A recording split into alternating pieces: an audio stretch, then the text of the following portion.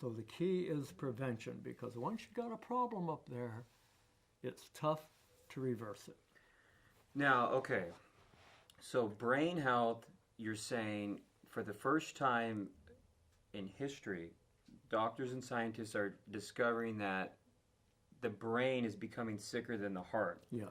So it's overtaken the heart. It is overtaking the heart. And really the heart is a relatively simple organ. Mm-hmm. It pumps automatically. Right. Right now, you and I are sitting there, we're not, it pumps. It's a muscle. But the brain, what makes the brain so vulnerable, it's mostly fat. Mm. See, the heart is mostly muscle, protein.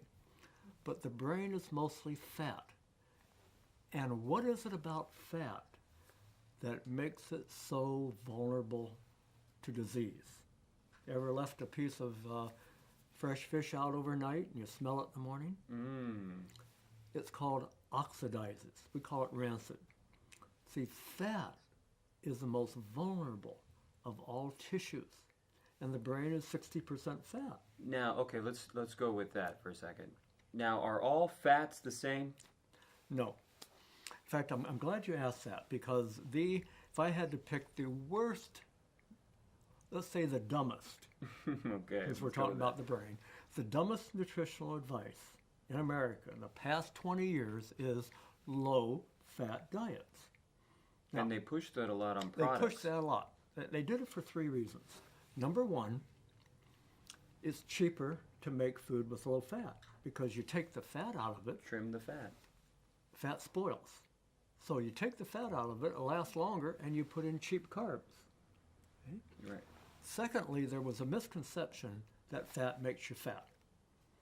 You do not get fat by eating healthy fats.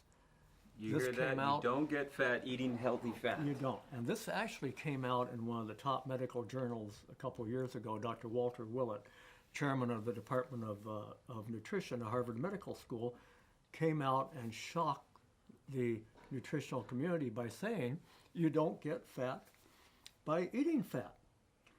Now, the information that, do we have the information of what we should be feeding the brain? Yes, we do. And the way I get parents to remember, in my practice, people to remember, is we are fatheads. We're fatheads. Our brain is 60% fat.